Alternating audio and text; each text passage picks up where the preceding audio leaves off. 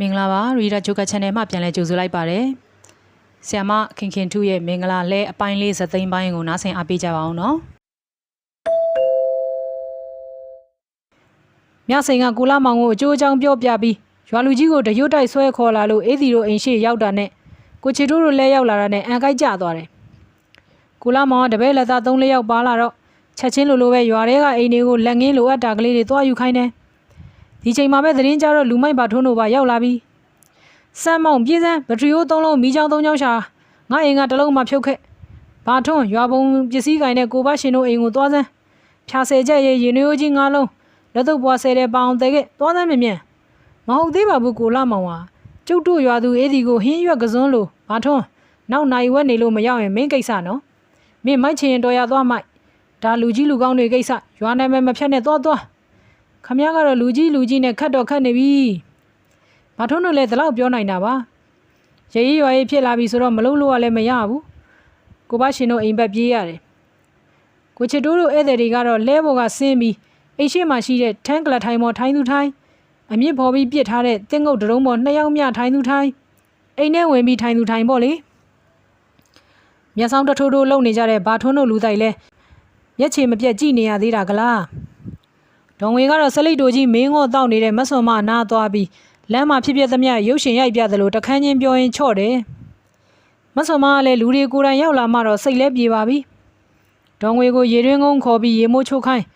သူ့ဝစ်စားတဲ့ကတင့်တော်ဟာဝစ်ခိုင်းလိုက်လို့မြင်ရတာတက်ရဲရှိသွားပါပြီယောက်ျားသားတွေကတော့တယောက်မှဝစ်စားမလဲကြရသေးဘူးမောင်ကြိုင်လဲဒီလိုပါပဲရွှွန့်ကြောက်တွေနဲ့ထိုင်းနေရတာပါမိမသား2ယောက်တည်းရှိတဲ့အိမ်ဆိုတော့ယောက်ျားဝစ်ဆိုလို့စွတ်ကြဲပြေးတောင်မရှိဘူးကိုဒါကိုမြင်တော့ကိုလာမောင်ကသူ့အိမ်ကပဲပစိုးဟောင်းအင်ကြီးဟောင်းကလေးတွေယူခိုင်းလိုက်တယ်အေးဒီတငယ်ချင်းမြစိန်မဲသွားယူတာပါပစိုးအင်ကြီးတွေကတင့်တော်ရယူဝဲလိုက်တော့ပြောင်ပြောင်ဆင်ဆင်ဖြစ်ကြရပြီလူဝါကြီးဦးမတ်တင်ကတော့ယူလာတဲ့ပစိုးအင်ကြီးတွေကတထဲမှဝစ်မရဘူးလူကလည်း2ကိုစားမကတော့လူဝါကြီးခေါ်ကြတာလည်းမပြောနဲ့ဝါလိုက်တာလည်းရေထန်း20လောက်ဝင်နဲ့ရာ90စင်အိုးကြီးလောက်ကိုတော်ယုံချုပ်ပြီးသားအင်ကြီးဝစ်မရတော့ဆက်ချုပ်ဆိုင်မှာစပယ်ရှယ်အပ်ဝေးရတယ်လူပစိုးကလည်း6000ခွင်းမှပတ်မိမဲ့သူပါဒီလိုပစိုးမျိုးအင်ကြီးမျိုးကလေပင်ကြီး100လုံးရှာလို့မှမရနိုင်လေတော့ခတ်ရပြီကိုလာမောင်ကတော့ရိုးသားမေးတယ်ဘုန်းကြီးเจ้าမှာတော့တင်းနေကြီးရှိတယ်ပတ်ထားရင်ဖြစ်သားပဲနေပါစေတော့ဗျာလူပြက်နဲ့တူးနေပါမယ်နောက်ဆုံးတော့ပစိုး2ကွင်းကိုတကွင်းဖြစ်အောင်တွဲတည်ပေးလိုက်ကြရတယ်အင်ကြီးကလည်းပစိုးပိုင်းတစ်ထည်ခြုံထားလိုက်တာပါပဲအေးဒီခမပေးကြံလာတဲ့ပစိုးအင်ကြီးတွေကိုဘွေးတုတ်တုတ်နဲ့ညာတွင်းချင်းဖွတ်လျှော်ဖို့စီစဉ်ရတော့တာပေါ့မနေ့ပြန်တော့လဲဒါပဲဝစ်ကြရမှာမဟုတ်လား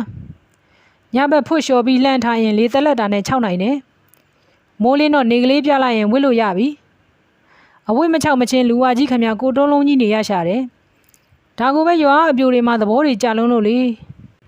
ကျောင်းဆရာကြီးဦးကျော်တုံးကတော့နေဘူးမိလာလို့ထင်ပါရဲ့ကိုကလေးကောက်ကငင်ကပူလာရကဖျားလိုက်တာချစ်တောက်လို့တရုတ်ကြီးဝင်ခမလဲအသားတွေနီးလို့ကိုကျော်တန်းကတော့ခုမှစိတ်အေးရပုံနဲ့ပုံကျသွားပြီဖြာပေါ်ခဏလဲရကအိပ်ပျော်သွားလေရဲ့ကားမောင်းခဲ့ရသူဆိုတော့သူတကားထက်ပင်မမှာပေါ့ကိုချီတိုးနဲ့ကိုကျော်ဝင်းကတော့လူရွယ်တွေပြီးရွာကလူကြီးသူမတွေကိုအကျိုးသင့်အကြောင်းသင့်အလာပတလာပစကားထိုင်ပြောကြရတယ်မောင်ချိုင်ကတော့အေးဒီနာကမခွာဘူးလူမိုက်ပါထွန်းတို့ရောက်လာတော့အိမ်ရှိကွက်လက်မှာဖြားတွေခင်းကြဘက်ထရီမီးချောင်းတွေထွန်းကြကာလာသားပိုင်းကမီးမွေးကြရင်တွေတဲကြမင်းမပြိုပိုင်းကလင်မန်းတွေကျမ်းပကံတွေချကြနဲ့ဝိုင်းလိုက်ကြတာချက်ချင်းကြီးလက်မိမမြန်ခန်းသားလေးတစ်ခုဖြစ်သွားခဲ့ပြီပြဿနာကဧည့်သည်တွေထမင်းမစားကြရသေးတာပါကိုလာမောင်ကမဆွန်မကိုလက်ကုပ်ခေါ်သွားပြီးကြိုးချောင်းမေးတယ်မဆွန်မတို့မှာဆန်ရစီရဟင်းချက်စရာရရှိရလားဘာစီစဉ်ထားသလဲမေးတာပါ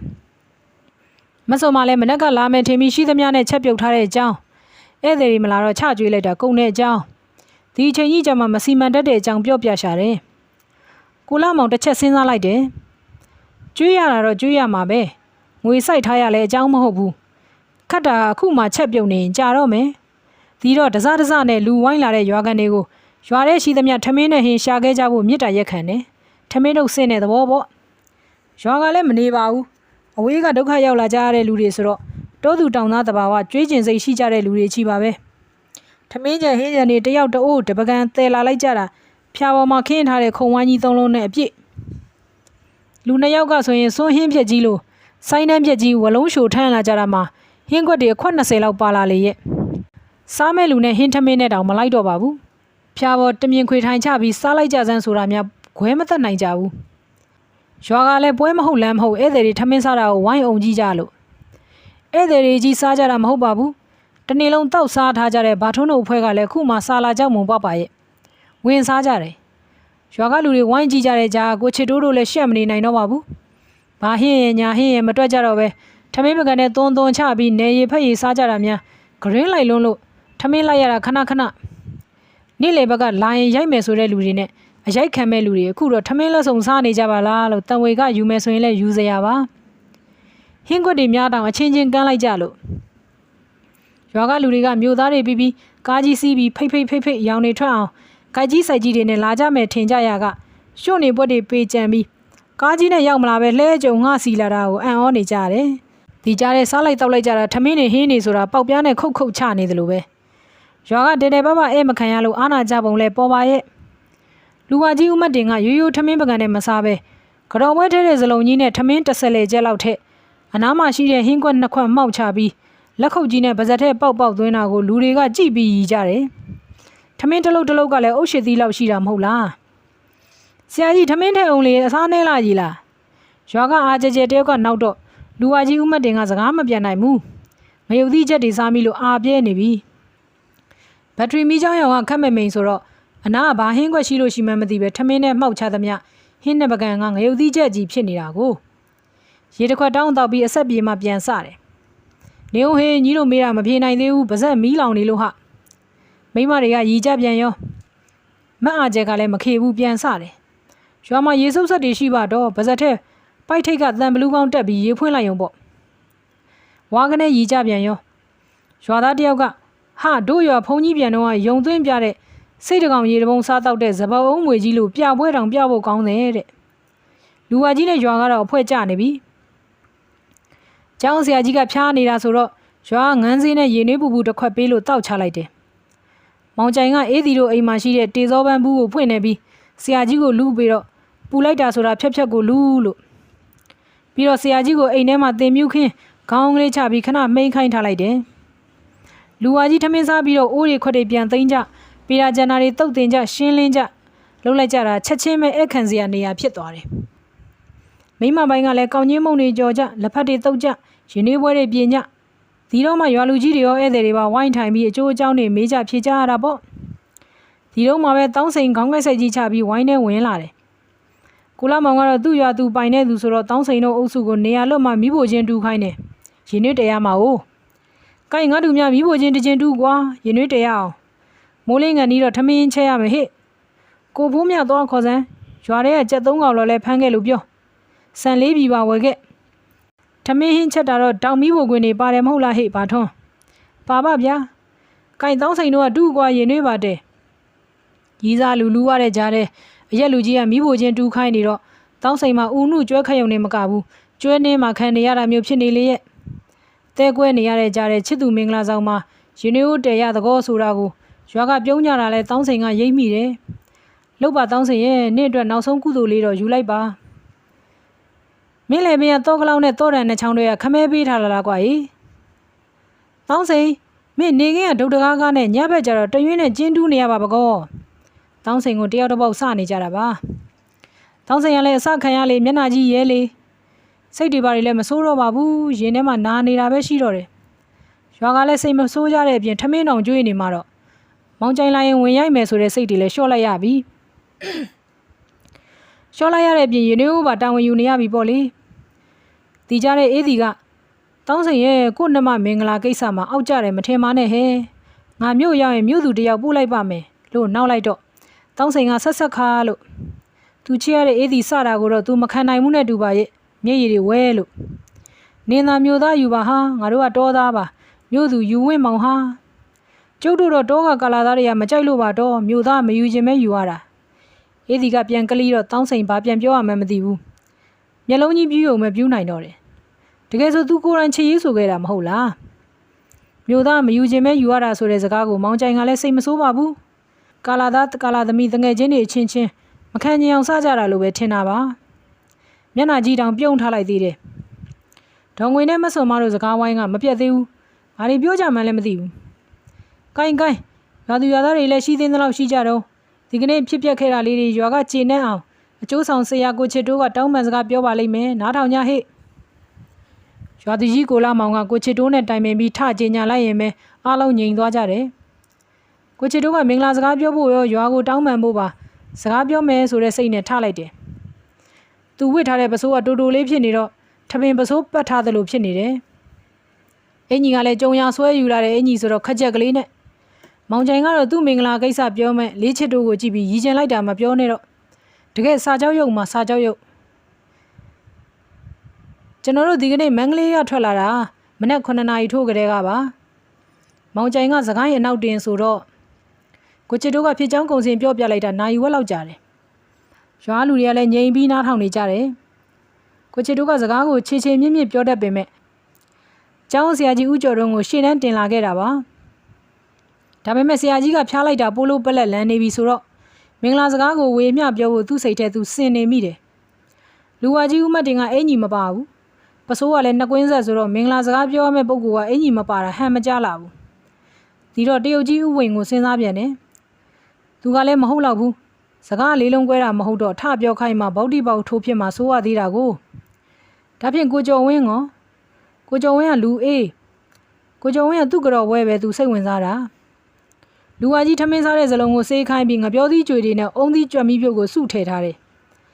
ညဘက်ကြီးကြော်ပွဲတစ်ပွဲစီရအောင်စီစဉ်ဖြစ်မှာပေါ့ရွာပဲဒါပေမဲ့ရွာလက်ဝင်မှာဆိုရတာနဲ့ရှိတာနဲ့ကြော်ပွဲပြင်ထားလိုက်တာပါကိုကျော်တန်းကတော့ဝေးရောစကားမပြောတော့လို့ကိုလူကြီးတွေခေါ်လာတာမဟုတ်လားဒီတော့ကိုချစ်တိုးကသူတယောက်တည်းကြေးရတော့မယ်ဆိုတော့သဘောပေါက်လိုက်ပြီအဲ့ဒီတော့ရွာကလည်းကျွန်တော်တို့ကိုခွင့်လွှတ်ပါမယုံမသိမလေးမစားလဲမလုံးဝင်ပါဘူးဥပမာကြော်ပွဲပဲကြည့်ကားပေါ်မှာပိုက်ပွေလာတဲ့ကြားကပြုတ်ကျပြီးကြွက်မီးပြက်အသီးကြွေတွေဖြစ်နေတာကိုနားလည်သာပေးကြပါတော့ရွာသူရွာသားများကိုကာယကံရှင်တော်ဆွန်မှာကောဒီလိုဖြစ်တာတော့မကြေနပ်နိုင်ပါဘူးဆိုရင်မနဲ့ကြော်ပွဲအစ်စ်လဲပေးပါမယ်ခုတော့ဟောဒီကရက်လူကြီးဦးလာမောင်နဲ့ညှိပြီးဒီကနေ့ညပဲမင်္ဂလာစကားပြောပါခုံတင်စရာရှိတာတင်ပါဆိုလို့ကျွန်တော်တို့ချက်ချင်းစီစဉ်ရပါတယ်ရွာဘက်ကမင်္ဂလာစကားပြောမဲ့ဘာကြီးဖိုးကိုရောက်လာတယ်တောင်ဝေးကြီးထောက်ဝင်လာပြီးကွက်လက်ထဲဝင်ထိုင်ရင်ကိုချစ်တိုးကိုကျွဲကော်ကိုင်းမျက်မှန်ထဲကနေပြုတ်ကြည့်တယ်ချထားတဲ့ကြော်ပွဲလည်းကြည့်တယ်မင်္ဂလာကိစ္စဆိုတော့တားရှင်မိဘကသမီးရှင်မိဘထက်ကြော်ပွဲတင်ပြီးတောင်းရရတာအဓိကကိုကျန်တဲ့ပစ္စည်းကန်းဆိုတာရှိလဲတင်ပေါ့မရှိတော့လဲမတင်လို့ကိစ္စမရှိဘူးသို့တော်လဲကြော်ပွဲရတော့ပါရမယ်အင်္ဂါစုံရမယ်ပြည့်စုံရမယ်ကြော်ပွဲဆိုတာကြော်တဲ့ပွဲကြည်အေးခြင်းငြိမ်းချမ်းခြင်းဂါရဝပြုခြင်းနှိမ့်ချခြင်းမင်္ဂလာရှိခြင်းစတဲ့သဘောကိုကိုစားပြုတာခုတော့ကြွက်မီးပြုံးနဲ့ငပြောသီးဖီးပက်ဇလုံးနဲ့စုထည့်ထားတာကတော့တိုင်းစုံပြည်နာကြားလို့မှမတော်ပါလားလို့တွေးတယ်။နှစုံနှဖျားနဲ့လိုက်လာတာဆိုတော့အကျိုးအကြောင်းလည်းမသိပဲကိုထိုင်ရက်ကသူ့တောင်ဝေးကြီးနဲ့လန့်ထိုးပြီးစကားခဏရက်ခိုင်းရောနေပါအောင်ကွမင်းတို့ကတော့ဘွဲကဘယ်နဲ့ဟာတော့မင်းတို့ဟာရွာကိုရောမိန်းကလေးရှင်ကိုပါစော်ကားသလိုဖြစ်နေပါဘကောလားငါတူရဲ့မင်းတို့ဟာမင်္ဂလာဆောင်နဲ့မတူပဲရွာစာချသလိုဖြစ်နေပါလားကွဟေးအုံကောင်တစ်လုံးငပြောပြီးဆိုင်လက်ဖက်ကွန်းရပါမှကြော်ဝဲဖြစ်တဲ့ကွခုချက်ချင်းကြော်ဝဲလဲပါရွာမီးဖဖြစ်တဲ့ဘာကြီးဖိုးကငေါ့တော့ကိုချစ်တို့ထားရမလို့ဖြစ်သွားတယ်သူအကျိုးအကြောင်းပြောတော့မရှိတော့တခါပြန်ပြောရမလို့ဖြစ်နေပြီရွာကလည်းဘာကြီးဖိုးပြောမှပွားစီဖြစ်လာတယ်ခြေနဲ့ကြတာလားမခြေနဲ့ကြတာလားလည်းမသိရတော့ကိုချစ်တို့ရောကိုကျော်တန်းမှလူတွေကိုအကဲခတ်တယ်ကိုကျော်တန်းကညာရင်းချင်းကြော်ပွဲရနိုင်မလားလို့ကိုလာမောင်ကိုမေးတယ်ကိုလာမောင်ကခေါင်းကုတ်တယ်ရွာမှာကဈေးရဲဆိုင်ရဲကနားရဲလို့ဟီဟီထအောင်ဖွင့်ထားတာမရှိတော့ဘယ်နာသွားဝယ်ပါလို့ပြောလို့ကလည်းဖြစ်တာမဟုတ်ဘူးလေရွာကအုံးမင်းတွေကတော့ရှိတယ်ငပြောမင်းတွေလည်းရှိတယ်ကိုကျော်တန်းကပတ်စံ9000ထုတ်ပေးပြီးဖြစ်အောင်လုပ်ပေးပါဗျာဆိုတော့ကိုလာမောင်ကညာရင်းချင်းစီစဉ်ရပြန်ရော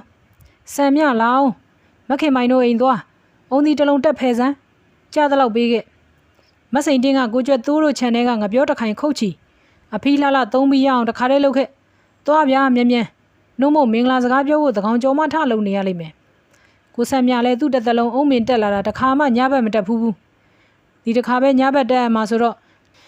လက်နေဓမီပြမဲ့လူတယောက်ခေါ်ပြီးထွက်သွားရော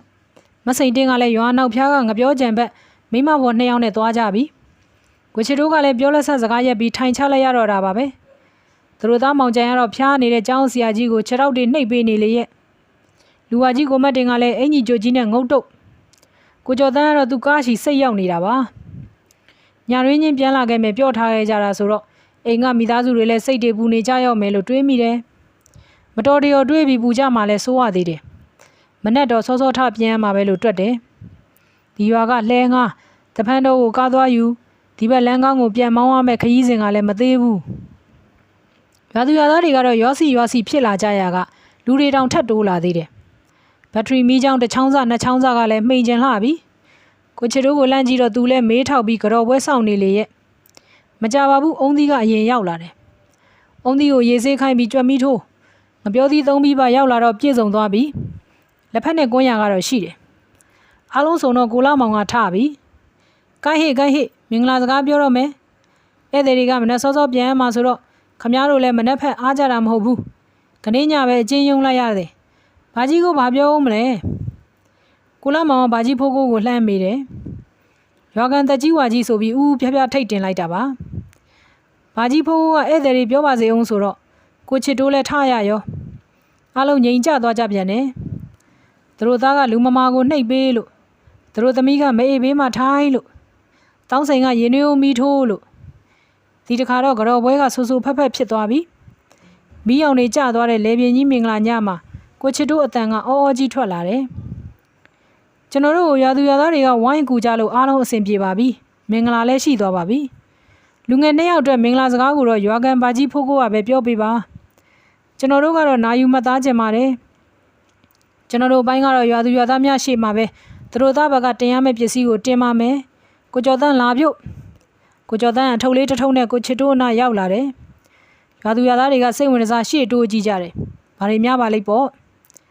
တောင်းစိန်ကတော့မိဖို့နားလေးကရှေ့ကိုထွက်လာခဲ့တယ်တရားသားနောက်ပါသွားမဲ့ချစ်ခွင့်မရလိုက်တဲ့ချစ်သူကိုတင်တောင်းတဲ့ပစ္စည်းမဟုတ်လားသူ့လည်းပဲမှာတော့တော့အိမ်တော့ကလောက်သေးသေးလေးတစ်လုံးနဲ့တော့ရန်နှစ်ချောင်းကိုကျိုးမဲ့တစ်ချောင်းနဲ့ဆွဲထားတာတောင်မဖြုတ်သေးဘူးနောက်ဆုံးထိမျောလင့်နေသေးတဲ့ပုံပေါ့လေဒါကတစ်ချက်သားဆွဲကြိုးတကုန်းမှာဟောတာကတကွင်းကို9မူသားလက်ကောက်တရံမှာဟောတာကတမတ်သားစီရှိတဲ့လက်စွပ်2ကွင်းမှာငွေက3သိန်းမှာဟောတာကမောင်ကြိုက်ဆရာတယောက်အနေနဲ့ကျွန်တော်ကူတဲ့လက်ဖွင့်ငွေက9000မှာရွာသူရွာသားတွေကအတန်တွေထွက်လာတယ်အေးစီတော့ကန်ကောင်းသွားပြီပေါ့တမနဲ့စာလုံးသေချင်းစိုးသမက်ကာလာနာသမက်လို့ဆဲနေတဲ့မဆွန်မတယောက်ခုတော့ရွှေသမက်ငွေသမက်ဖြစ်ပြီးတော့မိဘကိုတိတတ်တဲ့အေးစီတယောက်ဒီလိုပဲအကျိုးပေးရမှာပေါ့တို့အေးစီတို့များမျိုးသားလဲရသေးလင်ကောင်းလဲရသေးတို့စသဖြင့်မှတ်ချက်တွေကထွက်လာပြီရွာကဝမ်းလဲတာနေကြတာပါပဲဒေါ်ငွေကပစ္စည်းတွေကိုအများရှေ့မှာပဲအေးစီကိုဆင်ပေးတယ်ငွေ3သိန်းခွဲကိုလည်းမဆွန်မလက်ထဲထည့်တယ်မဆွန်မမျက်နှာမော့လို့ဒီမြင်ကွင်းကိုငေးဆိုင်ကြည့်နေသူကတော့တောင်းစိန်ပေါ့အေးစီကိုသူတစ်သက်လုံးချစ်ခဲ့တယ်ချစ်ခွင့်အခါကလည်းတောင်းခဲ့တယ်တောင်းနိုင်လည်းမရခဲ့ပါဘူးဒါပေမဲ့သူဇွဲမလျှော့ခဲ့ဘူးနက်ကတော့ကရရလောက်ရမယ်ဆိုတာတော့သူယုံကြည်လောက်ခဲ့တာပဲကြည်လေခုဒီတော့အိမ်နဲ့တော့ရန်ကြီးဆွဲထားရတော့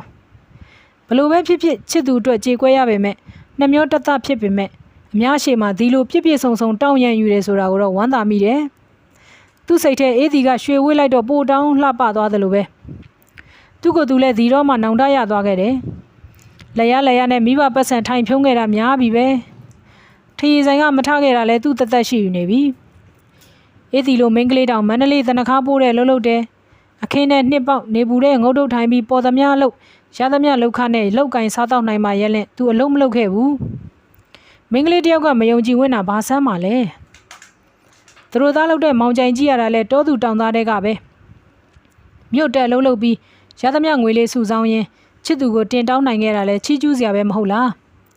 းဒီလိုတွေးလိုက်ပြီးတော့တောင်းစိန်ဝမ်းသာဝမ်းနဲ့ဖြစ်ရတယ်ဟုတ်ပြီအေးဒီကိုသူချစ်ခဲ့တယ်ချစ်လျက်ချစ်ဆဲပဲအခုချစ်သူမင်္ဂလာဆောင်တော့မယ်ကြောင်းမြန်းနေပြီတစ်သက်လုံးမွေးခဲ့ရတဲ့ရွှေတို့ရွှေစာလေးနဲ့ဘဝရှည်ရည်အတန်အသင့်တော်လှပနေခဲ့ပြီမဟုတ်လားသူကတော့ဘာလက်ဖွင့်နိုင်မလဲဘာလက်ဖွင့်ရင်ကောင်းမလဲချစ်သူကိုနောက်ဆုံးလက်ဖွင့်ရမယ့်ကိစ္စမှာမေ့ရှိကလက်ဖြန့်မနေခြင်းမူဒါဖြင့်ဘာရှိတယ်လဲစဉ်းစားပြန်တော့ဘာမှမရှိဘူးမနေ့ပြန်မနေ့ဆိုရင်အေးစီမျိုးကိုလိုက်သွားတော့မတဲ့လေပြင်းကြီးမှာအေးစီမရှိနိုင်တော့ဘူးပေါ့မနေ့လေးလိုမျိုးကြီးမှာအေးစီပျော်တော့မှာပေါ့ သူလည်းဒီကနေ့ညကစပြီးထရေရက်ဖြတ်တော့မယ်လို့ဆုံးဖြတ်လိုက်ပြီတောင်းဆိုင်ကတော့တွေးမိတွေးရငေးမိငေးရပေါ့ကိုချစ်တို့ကပြန်ထတယ်မင်္ဂလာစကားသူကလည်းနည်းနည်းတော့ပြောမှကောင်းမယ်ဆိုပြီးစောစောကလေးကခေါင်းပူအောင်စဉ်းစားခဲ့ပေမဲ့မပေါ်ဘူးကျောင်းဆရာကြီးပြောလိုက်မယ်ဆိုပြီးဘသူကမှလည်းမင်္ဂလာစကားစဉ်းစားလာခဲ့ကြတာမရှိတော့ခက်နေပြီဒါနဲ့ငယ်ငယ်တုန်းကဘုန်းကြီးကျောင်းမှာဘုန်းကြီးပြောခဲ့တဲ့စကားပြန်အမှတ်ရပြီးပြောတယ်ဒီလိုပါလေပင်ကြီးရွာရောက်လာတော့လေကင်းရာကင်းပဲကင်းတွေပက်ပက်လေးမြင်ရတာကိုကျွန်တော်စိတ်ထဲဒီရွာသူမအေးစီကိုကျွန်တော်တူမောင်ကြိုင်နဲ့ရတာတော့တန်ပြီကွာလို့အောင်းမိတယ်ဘာကြောင့်လဲဆိုတော့ဒီရွာနဲ့ကျွန်တော်တို့အကြောင်းဆက်မိပြီဒီတော့ရွာကတောင်သူရွာဆိုတော့ဘ ഹു တုဒကလေးတော့ဝေမျှခဲ့အောင်မပါလို့တွက်ပါတယ်တစ်ပင်များဆိုင်ရင်အမြင့်နဲ့အနှစ်ကောင်းချင်ရင်တော့တနင်္ဂနွေနေ့စိုက်ကြပါအနံကလေးကလည်းမှုေးအဆေးကလည်းကောင်းချင်ရင်တနင်္လာနေ့စိုက်ကြပါအဖူးကောင်းချင်ရင်တော့အင်္ဂါအပွင့်ကောင်းချင်ရင်တော့ဗုဒ္ဓဟူးဂိုင်းခွကောင်းချင်ရင်တော့ကြာတာပရိအသီးကောင်းချင်ရင်တော့တောက်ကြဆိုတာကိုဟောပိုးများကြတတ်တဲ့ရက်လည်းမှတ်ကြပါလာစုပ်1ရက်6ရက်9ရက်12ရက်13ရက်ဒါတွေကိုရှောင်ရမယ်အိမ်တွေမှာစိုက်ရတဲ့အပင်တွေကြည့်ပြန်တော့တဖန့်ကြက်ခတ်တရဖီပုံညက်အုံရှားဂန်ကောတီးနဲ့အုပ်ရှစ်ဆိုတကူတခါဒီလိုမင်္ဂလာစကားမျိုးရွာကတခါမှမကြဘူးကြတော့အထူးဆန်းဖြစ်နေတယ်တယောက်တယောက်မေးထိုးပြရင်ဘယ်နဲ့တုံးပေါ်လေဘာကြီးဖိုးကိုတောင်မျက်လုံးတွေပင့်ပြီးတဲဟုတ်တဲ့ကောင်မလားဆိုတဲ့ပုံနဲ့ကြည့်လို့ကျောင်းဆရာကြီးကတော့ဖျားနေရက်ကငုတ်တုတ်ထထိုင်နေချစ်တို့ကတော့လုတ်ကြောက်မယ်ဆိုတဲ့ပုံရွာသားတွေကတပြုံပြုံရွာသူတွေကတအုံအုံမောင်ကြိုင်ကတော့သူ့လေးချစ်တို့ကအဟုတ်ပဲဆိုတဲ့မျက်နှာနဲ့ကိုချစ်တို့ကတော့ရွာနဲ့ဘိသိက်ဆရာအန်ကြပြီဆိုတဲ့ပုံနဲ့ပါဒေါသူတောင်သားများလက်ငင်းတုံးတဲ့တာပြောတဲ့ကိစ္စမင်္ဂလာဆောင်နဲ့ဘာမှမဆိုင်လေချင်းပြောလို့မရဘူးလို့လည်းတွေးတယ်မင်္ဂလာစကားဆိုတဲ့အတိုင်းဒါလည်းမင်္ဂလာစကားပဲဒါတောင်မင်္ဂလာဆောင်ကိစ္စဆိုတော့နည်းနည်းထည့်ပြောရတာပေါ့ကျွန်တော်တို့ဘိုးဘွားများယုံကြည်ကြတဲ့လောကီပညာကိုကျွန်တော်တို့လည်းယုံကြည်ရတာပဲမောင်ကြိုင်တနင်္လာသားအေးတီတနင်္ဂနွေသမီးနှစ်ယောက်ပေါင်းတော့ဥစ္စာပေါ်အံ့ချမ်းသာအံ့အရှိတီမြဲအံ့နေဗျကိုင်ဘလောက်ကောင်းတော့ဘွားတက်ကလေးကိုလည်းသုံးနဲ့စားတစ်ခုကျွင်းတော့လူနှစ်ခုကျွင်းတော့နတ်သုံးခုကျွင်းတော့ဘလူးဗျာကိုင်ဆိုင်သလားမဆိုင်သလားမသိဘူးကိုချစ်တို့ကတော့တွန့်ချနေတော့တာပဲဒီတိုင်းသာသွားရင်တောက်ခွားလွယ်အောင်လုပ်တာတို့လာလိုက်ချင်းမြုပ်တာတို့နှုတ်ထွက်ဟင်းချက်တာတို့ပါတော့မယ်ထင်လို့လူဝါကြီးကိုမတ်တင်ကချောင်းဟန်တန်ပေးတယ်ချစ်တို့ကိုချစ်တို့ကလှဲ့ကြည့်တယ်လူဝါကြီးကိုမတ်တင်ကသဘောကျလို့ဆက်ပြောလို့ထင်ရကပြောမယ့်စကားစဉ်းစားပြန်ရောဟောလာပြန်နေအောင်စင်းရဲပြီးလက်ဒံမှုများချစ်တဲ့သူ့ရဲ့နဲ့သူရှိတယ်အောင်တဲ့ရက်စင်းရဲတဲ့ရက်လက်ရတဲ့ရက်ဒံကြတဲ့ရက်အမှုများတဲ့ရက်ချစ်ရတဲ့ရက်ပေါ့ဗျာခနေ့ချစ်တဲ့ရက်ဗျာကိုင်းကျွန်တော်တွက်နီးမိတ်နေလို့ချစ်တို့တော်လကွာဒီတခါတော့လူဝါကြီးကိုမတ်တင်ကတော်လကွာပါထည့်လိုက်တယ်ကိုချစ်တို့လည်းပြောစရာမရှိတော့ပါဘူးစကားအနာတတ်ဖို့ပစိုးတို့လေးကြက်စည်းသလိုပြန်စည်းတယ်ရွာသူရွာသားတွေကိုလည်းဝေ့ကြည့်လိုက်တယ်ရွာသားတယောက်ကဘက်ထရီအိုးတစ်ဖက်မီးချောင်းတစ်ဖက်ကင်ပြီးဝင်လာလို့ခန်းနာကနည်းနည်းပိုလင်းသွားပြန်ပါရောအေးဒီကတော့မျက်နှာကလေးပြုံးလို့မဆွန်မကတော့တမက်လောင်းမောင်ကြိုင်ကိုကြည်ကြည်နက်နက်ကြီးလို့ကျွန်တော်မင်္ဂလာစကားကိုနားသက်ရရင်မင်္ဂလာရှိကြပါပြီအောင်ကြပါပြီမန်းလေးချော်စိမ့်နဲ့လေပြင်းကြီးရွှေလန်းငွေလန်းပေါက်ပါပြီကိုင်ဘာကြီးဖိုးကိုကဆက်ပါအောင်ကိုချစ်တို့ထိုင်ချလိုက်ပြီးဘာကြီးဖိုးကိုမင်္ဂလာစကားပြောဖို့စကားဆလိုက်တယ်ဘာကြီးဖိုးကိုကတော့လောကီမင်္ဂလာလောကုတ္တရာမင်္ဂလာတွေနဲ့ပတ်သက်ပြီးတော်တော်လေးပြောရှာတယ်အုံကောင်းစောလှပန်းအက်တောင်းအခါရက်တွေတွက်ပြတယ်အုံတနင်္ဂနွေနေ့ဘွားတကြားဆောင်တယ်ကောင်းတနင်္လာဗိသနိုးနဲ့ဆောင်တယ်ဇောအင်္ဂါချင်းသိပ်ဆောင်တယ်လှဗုဒ္ဓဟူဆက်တဲ့စင်မင်းဆောင်တယ်ပန်ကြတာပရိမြမာဆောင်တယ်တက်တောက်ကြမန်နဲ့ဆောင်တယ်တောင်စနေအသူရိန်ဆောင်တယ်ဆိုတဲ့စကားနဲ့ညီမောင်ကြိုင်တနင်္လာဗိသနိုးနဲ့ဆောင်တဲ့အကြောင်းအေးဒီတနင်္ဂနွေတကြားမင်းဆောင်တဲ့အကြောင်းဒါကြောင့်ကောင်းရက်ဖွားများဖြစ်ကြတဲ့အကြောင်းငါအစလင့်ဝတ္တရားမယားဝတ္တရားတွေပါတထိုင်နဲ့ပြောပြလိုက်တာတကောင်ချီကရော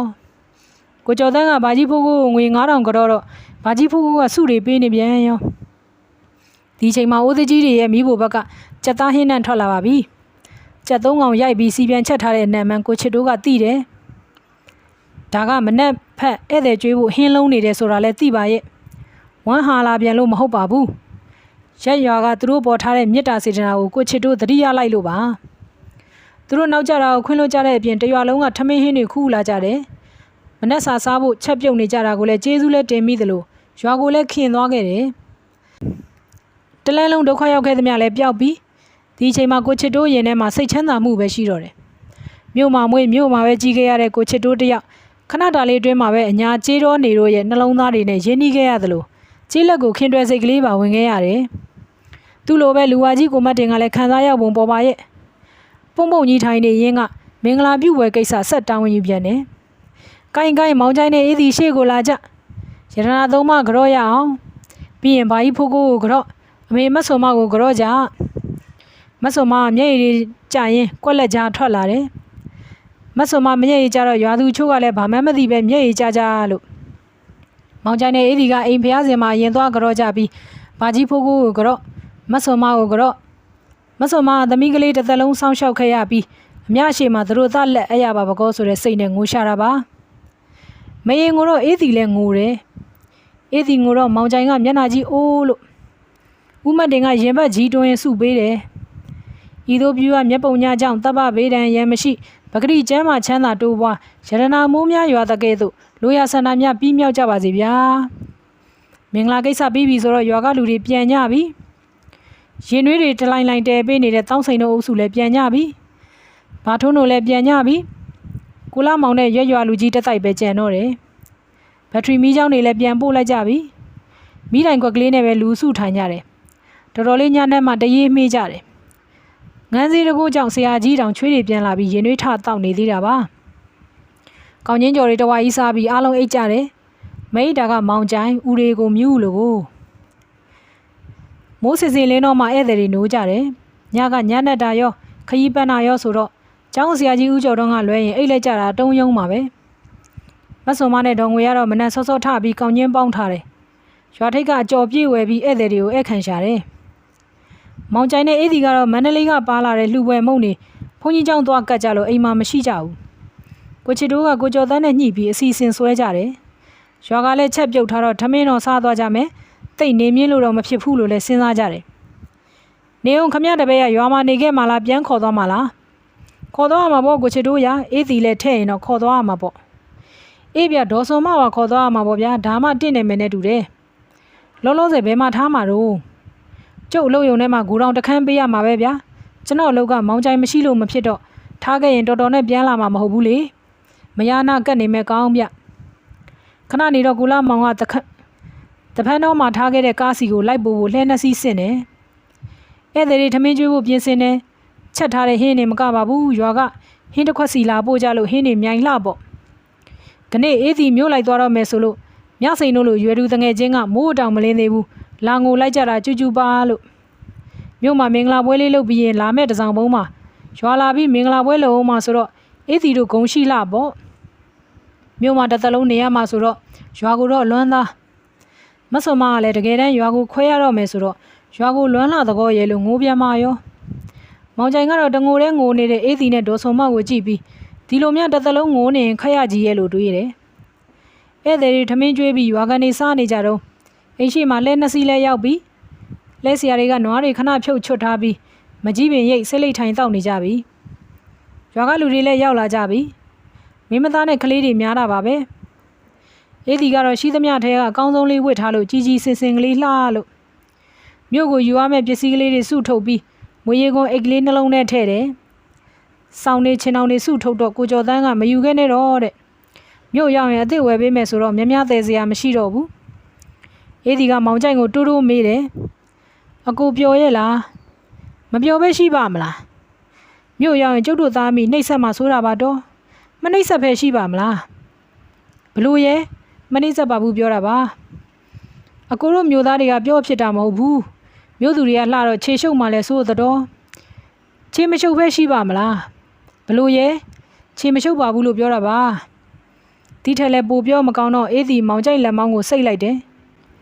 မောင်ချိုင်ကစကားလဲများများပြောတတ်တာမဟုတ်တော့ပြောမိပြောရကိုဆွဲကြိုးကလေးလက်ကောက်ကလေးနဲ့ဆိုတော့အေးဒီကပိုတောင်လှသေးတယ်ထင်ရှာလို့ကြည့်ရတာမဝပဲမဝနိုင်ဘူးအားလုံးပြန်ကြဖို့ပြင်တော့ကိုယ်ဝေစားကိုလဲကြရပြီလူဝါကြီးဦးမတ်တင်လဲခုမှအင်ကြီးဝဲရတော့တယ် အင်ကြီးပစိုးလဲပြီးတာနဲ့မပြောမဆိုလဲပေါ်ဖင်ချိတ်ထားလိုက်တာခွာတော့ထောက်ယုံထောက်ထားတဲ့လဲကဖင်ထောင်မလေးရောလဲတစ်ခါမှမစည်းဘူးတဲ့လူဆိုတော့ကားလိုပဲမှတ်တာပေါ့လဲဦးထောင်သွားတော့ဦးမတ်တင်လဲဖုတ်ခနဲ့ပြုတ်ကြတော့တာပဲဝိုင်းကြီးနေကြတဲ့လူတွေဆိုတော့ဦးတွေများတက်လို့ရွာသူတယောက်ကអော်တယ်ဦးဝါကတော့အမတ်တရလုတ်ခဲ့တာပေါ့လေကျုပ်တို့တော့လွမ်းကြံရတော့မှာပါတော့ဦးမတ်တင်ကိုယောက်ျားတန်တန်၄-၅ယောက်ကဂျိုင်းရနေမထူရတယ်လဲနှစ်စီးမှစီးရမဲ့လူတွေစရင်ချကြည့်တော့လူဝါကြီးဦးမတ်တင်ကိုဗဟိုပြုတ်ပြီးတွက်ကြရတယ်